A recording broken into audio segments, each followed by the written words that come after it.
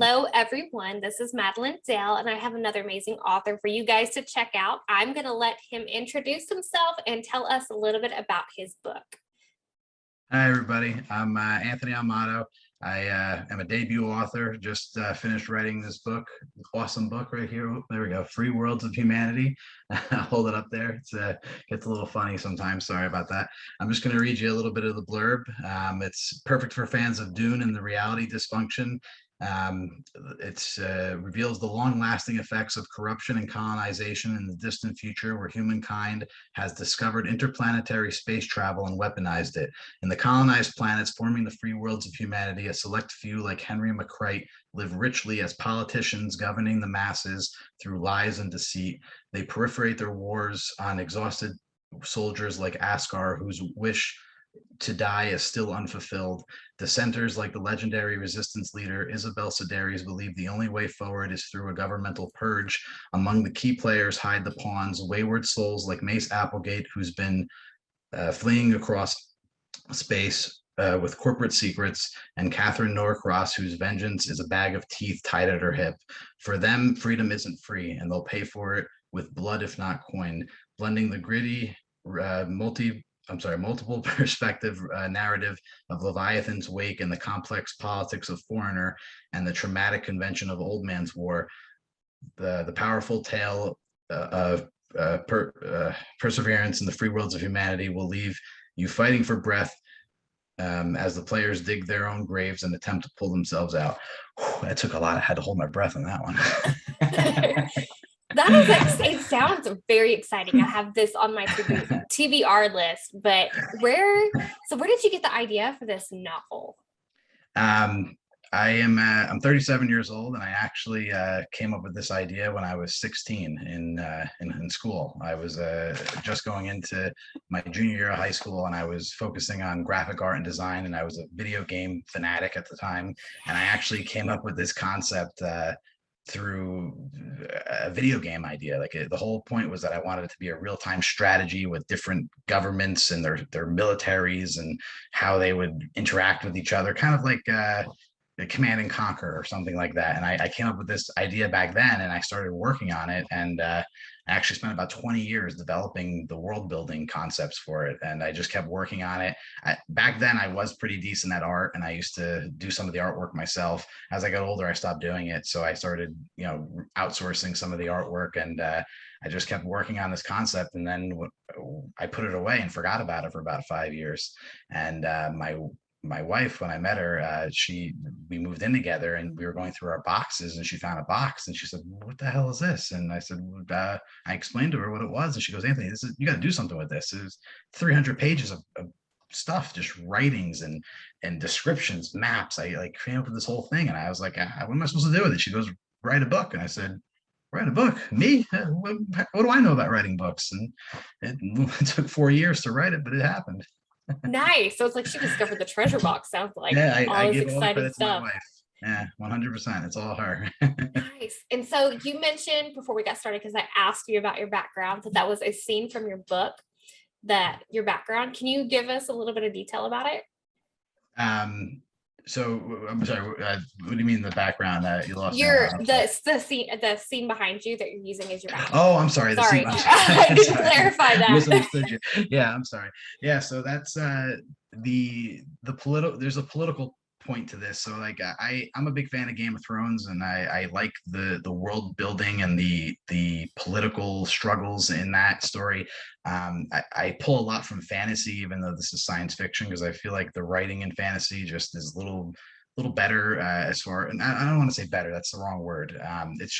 It's different the way that it's all pulled together in fantasy over science fiction, I feel like. And I like just the descriptions a little bit better in fantasy. So for me in this story, the centralized location where a lot of the turmoil happens, or a lot of the events that cause cascades that domino through the story, all happen in this location called the Relations Station, which is a centralized location in what's called occupied space, where all of these free world governments coincide with each other. And it's an O'Neill cylinder. And there's over 780 million people living in it, and that's what it looks like, the interior of it. Wow, that is impressive. Yeah, so it's pretty cool, and even there on the station, it's, and I do this on purpose. It's almost a little bit segregated. So each free world government has their own little bubble within the main cylinder, and that's the main cylinder is behind me right there. The main cylinder is its own little society of people who just kind of flocked there and became their own civilization themselves.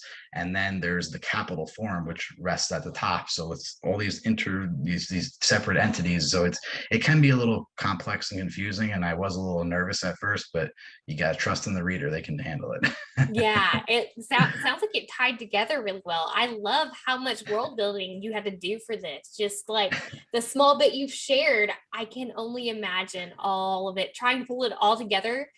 Yeah. Wow. Yeah, and I appreciate that. Thank you. Yeah, it took 20 years to do that. So Sometimes the hard it work takes paid off. time. Yeah, it takes time for hard work like that. Yeah. So with the pandemic, since we're still technically, I'd say we're still in it. Everybody will probably say that to you. Do you feel like it's hampered your book process any? So somebody a family member actually asked me this recently, and I felt kind of it was a strange answer, because I at first I was like, well, no, like my head was so wrapped into this that I was kind of like pushing the world away from myself, and then I thought about it. I said, well, it's kind of selfish, right? Because there's so many people going through a lot of hard times, and I'm like, so I didn't want to. When I really think about it, I as far as the writing goes, it definitely didn't affect me in any way in that regard. As far as like, outside of writing, obviously there's some personal family members that got affected and such. So that may have had on the writing itself, it didn't have an impact, but on the personal level, which is the same thing, I guess, because it kind of delayed me a little and things of that nature. So yeah, it had an impact, but I have a tendency when I get into writing, I fall into like a hole, like a rabbit hole, and I just disappear from the world, really, and that helped too a little bit. That's good. It's a good outlet. So I noticed too, you have a hardback version of this on Amazon. Did you chew the new hardback stuff through them? So I actually I signed up for it, and I am on that, but I didn't do it through them. I did it through Ingram because I was able to get it in a couple of bookstores, and two libraries. So and I wouldn't have been able to do that if it was through Amazon. So that part of it, that's why I chose to do it that way. And I will be honest, in just my own personal opinion, nothing against Ingram, but I had better success with KDP and the platform and how it works than I did with Ingram. It's a little easier to navigate. I've been wondering that, because I've toyed with the idea of using Ingram Spark for like my books, but I'm like, oh, I've looked at their stuff. I'm like, this is super confusing. Yeah. So I try to do everything very slowly, because I mentioned, I don't know if I said it now, but I mentioned it earlier to you that it took it from starting to write it until finishing, like book in hand, it was a 4-year process. So I went very slow, and because of my background of not a lot of experience in this field, obviously, like my wife told me to write a book, and I wrote a book. So that was it. I hired some professionals in some regards. So like I hired beta readers. I wanted to get professional opinions, and then I hired an editor. Like it took a long time because I had to save money to do those processes. So that was that's a good thing. I would recommend them, honestly. So yeah. So I did the whole kit and caboodle. I hired a proofreader, an editor. So as far as I'm concerned, it's traditionally published through me. Yeah, it's a lot of work. Well worth it. So in writing it, did you have a routine or any methods you use that helped you put it down on paper? That's a funny question too, because my family and friends make fun of me because I'm not an actor in any way, shape, or form. Obviously, I'm just writing a story. But I actually, when I would write these characters, I'd put myself into like a trance of like method acting, where for that entire day I would act like the character I'm writing about. So I mentally, if I'm going to the bathroom, I'm thinking like that character. If I'm going to buy a coffee from the store, I'm talking like that character. I literally make myself become that character for the day while I'm writing. And I felt like that helped me be authentic with each one of my characters. And I've noticed from people that have reviewed my book or that have read it just in posted reviews, they all keep harping on how like unique and independent each voice is, and I said it's because of how I would do that. My wife can tell you all about it. She'd ask me what's for dinner, and I'd start talking with with an Irish accent or something like that. And she'd be like, what? Or I'd be like a soldier with 45 years experience who just wants to die on the battlefield because he's tired of living and watching everyone die around him. And she'd be like, don't be that guy today. Be one of the other characters. That is creative. I love it, because that really does. It really like connects you with the characters. Yeah, it definitely it works. I feel like, and I had no background in knowing. I didn't do. I did a little bit of research, and I spoke to some traditionally published authors. I actually got to speak with Mercedes Lackey. Yeah, she's written a lot of science fiction and fantasy. She has 135 published books and a New York Times bestseller. And she was one who told me to write it myself as well. And she told me just start writing. She said, there are finer points you need to know, but you'll learn those as you go. Just write it and just do it. And however you feel like you need to do it that way, and it'll work. And I said, all right, screw it, I'm going to do it. Let's go. And that's kind of what I went with, that mentality, that mindset, and it worked. It did. And I don't know where it came from, but it came. That is great advice, actually. That I would totally, like, anybody that's trying to start writing, that's the kind of advice they need. Because I don't know how many times I've been asked just by like close friends, how do I start writing? And I'm like, you just write, like what comes to mind. They're like, oh no, there's got to be some special thing to it. I'm like, no, you got to write what you feel. Like, you need to write what's in your head. I can't write it for you, kind of stuff. Like, but that's great advice. Well, in a way, isn't that part, it gets you a little frustrated too? Because like when I finished it, I had a family member go, oh, I always wanted to write a book. And I'm like, well, all right, good for you. Write it. Let's go. Yes. And, like, I think I'm going to start writing a book. And well, you're thinking about it, it's not doing it. No, like, it's not. You have to do it. Like, get it. Down and do it. Yes. Do it, man. Yes. And that's and on the same topic, I hate to say this, and I knock on wood that it never happens to me, but I've honestly personally never experienced writer's block. I mean, I can have a day where I'm writing like complete crap and it sounds terrible, and that's not writer's block. I'm still writing it. So I force myself to do it. And it's really just about like just staying focused, like a heat-seeking missile. Just keep going, don't stop. So would you say, like, with your writing, do you plan it? Are you like a major planner, or do you like halfway plan it and then kind of pants the rest of the way, or do you completely pants it, just fly by the seat of your pants?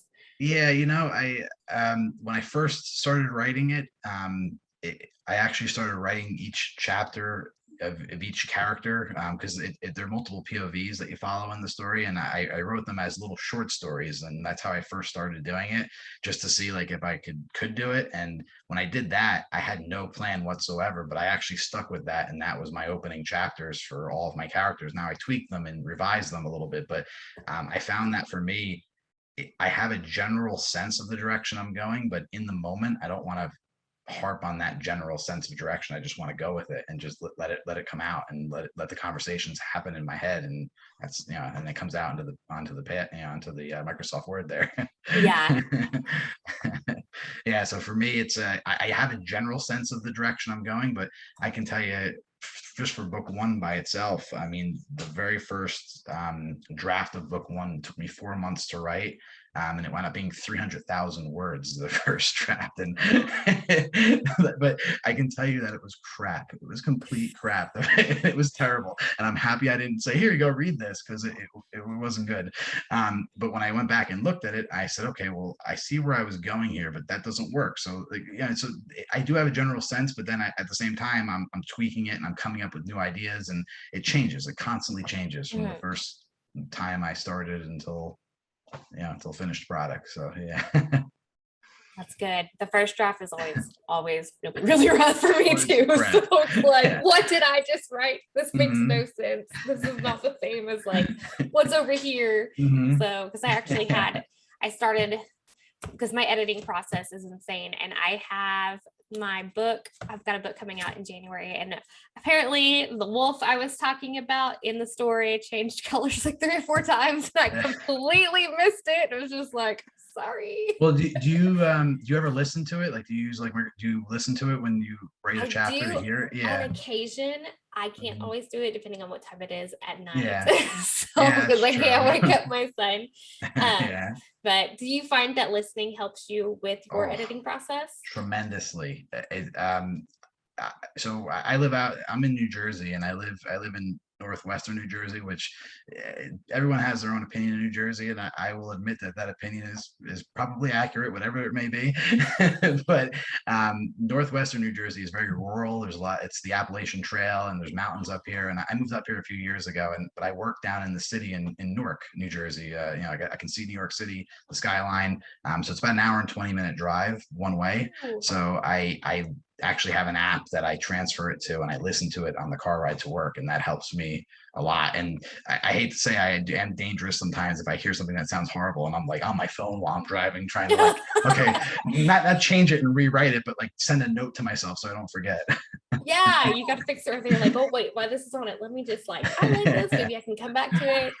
Yeah. That's a really good idea to do. I've never thought about doing that. So Yeah, there's a notepad app, like there's tons of them, but they have like a read out loud, and it doesn't sound as good as an audiobook, obviously, but it works and it helps. And just hearing it out loud, I find so many mistakes, and even a way to just rewrite it, it works really well. that's good. Like Mhm. I think I'm gonna have to try that. So if you could tell new authors having finally gone through the whole process, you've got your first book out there, what was the hardest thing you found that you struggled with? With the writing, um, how detailed to get about certain areas or topics. So, maybe a romantic scene is coming up and I'm not writing an erotic novel, and it may just come out a little bit like that. And then I'm just like, oh, wait, I didn't mean to do that. Just so I think where do you go too much into the detail, and where like that's the fine tuning after you actually get it on the paper. I feel like that for me personally was one of the hardest parts. And I learned that from some of the beta readers who were professionals at this, who looked at it and said, listen, this whole like 6 paragraphs right here, you don't need it. It's kind of pointless. So I think that those needed details, or those lack of details, can really that can be tedious and very like gut wrenching, because you're sitting there and you may write a scene where you're just like, I walked into the room. Well, no, why don't you say like, I don't know, the room had this color carpet, and this, writing it in a way that just that is an okay way of doing it, obviously, like that's how writers should write it, as opposed to then like you're sitting there talking about the doorknob for 5 minutes. You're like, why? And that's just, I'm just over exaggerating it, obviously, but Yeah, that's but what I mean, like, it yeah. makes sense. They're the fine line between too much detail and too little detail kind of thing. Yeah, That's that's good. that for me, that was like one of the hardest parts of figuring that part out. I'm still figuring it out. I think I'll be figuring it out for the next 20 years. I think that's something every author struggles with every book. It's because you never know, like readers want more detail on some scenes, and it's always different with each reader. Yeah, and honestly, like I know a lot of people, well, not a lot of people, but I know there's some people who don't think that using a beta reader is a good idea. Some people do. I mean, for me personally, I thought it was good because I use these 3 beta readers who came from very different backgrounds, and I found that if all 3 of them pointed to the same scene and said something's wrong here, or made a comment, and I said, okay, well, there's obviously something wrong there. But if if one of them maybe said something was wrong at one part and another part wasn't that bad, and you can tell like which scenes you think need to be tweaked, and that helps, I think. I mean, Yeah, granted, it's still just an opinion, but yeah. I agree. Beta readers are important. Like I use them too. Like I'll go through, like do a round of edits, send it to a beta reader, get it back, send it to more beta readers after I do some more editing. And it's like finally, after it's been through a couple of beta readers, I send it to the editor. So yeah, and I think it helps. And I think you can tell too, like the people that don't do that, because I've worked with, and not that there's anything wrong with it, but I've worked with some authors who self-edited and maybe let a friend, maybe let like a relative read it, and that's it. And you're not getting a good, like, you need somebody who just has no like skin in the game. They're just going to tell you like, dude, you stink. Yes, I actually did make that mistake at first with my very first book, and then I went back and did a lot of it. gave it to my mom. And then like I went back through a couple months later and looked at it. It's like, oh my gosh, why didn't you tell me? Why didn't you tell me this was so bad? She's like, Yeah. well, it's your first book. And I'm Yeah. like, Mom, like, You gotta tell me. gotta be brutally honest. Like this is Yeah. going out to the world. Like you gotta tell me. It's the So truth. You're absolutely yeah. right. And I can tell you this too. I spent a good while with Mercedes Lackey talking to her, and she, she's a hero in the world of fantasy writing, and she actually gave me a really good bit of advice. She said, after you finish your first draft and you've gone back and edited it like 2 or 3 times, put it on a shelf, metaphorically speaking, like just don't look at it for like 2 or 3 months. Go do other stuff, write another book, write the next book, go, play a video game, watch a TV show, just leave it alone for a couple of months and then go back to it and relook at it from scratch.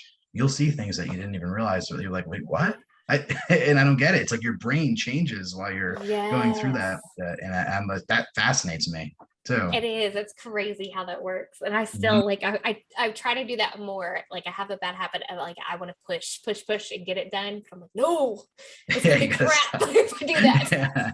So It's so true. I mean, I think rushing is a downfall too, like for authors, like they're just in such a hurry. And that's a marketing thing too. I know that, like there's some yeah. self-published authors, like every 2 months they're spitting out a book, and like they're, every month or two. And I get it, like that, if that's your marketing plan and it works. But if you're writing science fiction, fantasy, or like things that require attention to detail, you can't do that. I don't see how. I mean, if you're going to make a quality product. Yeah. And I have yet like I'm terrible at doing like standalones, and it's because you have books, if they connect, you have to make sure things are going to be the same throughout. And like I don't know what I use a Google Doc and like Mhm. spreadsheet to keep all of my stuff in line. What do you have something you use? Well, yeah. For me, I've always just used Microsoft Word. I don't really. I have looked at, like, on Reedsy. I've looked at some of their software programs. I've looked at a couple of different things, but honestly, for me, just when I first started doing it, the very first chapters of the book, I was writing it on an app on my phone, on like a little like notepad app, like I said before, like that. That's how I was writing it. So for me, Microsoft Word is golden. I mean, that's it. I do subscribe to Grammarly, and I know editors hate Grammarly, like professional editors, but it works for me because I'm not the greatest speller in the world. So Dude, I use Grammarly too. I use Grammarly and then I use spell check and everything in Microsoft yeah, Word. And I still send it to editors and beta readers because I'm like, I know this isn't perfect. And yeah, like my editor, she'll put a little note on the side. Grammarly will suggest this, but in yeah. reality, it's this. I'm like, yeah. My editor does the same thing, and I'll put no. Sometimes I'll put the comments, and I'll be like, Grammarly says it should be this way. She goes, stop listening to Grammarly. I'm like, all right. But I'm I still think it's gonna use helpful. it. Yeah, I'm It still is gonna use helpful. it. Helpful to a point. Then it's like, Yeah. okay. So Yeah, I mean, it works, and I think most of us use it anyway, so it's okay. yeah. So where go ahead and tell our viewers where they can find more information about you and your work.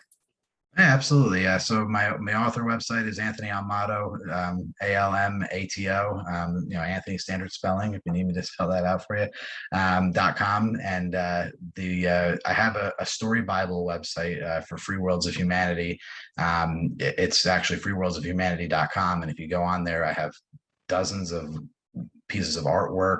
It's like Wikipedia. There's descriptions of the characters. There's their backgrounds. There are some slight spoiler details there, but it's definitely cool to get yourself acclimated with the story. And I've found that, and I've from talking with people that I've actually gained readers who stumbled upon the website and thought it was cool, and they bought the book. So you can get the book from my author website. I'm on all the social medias.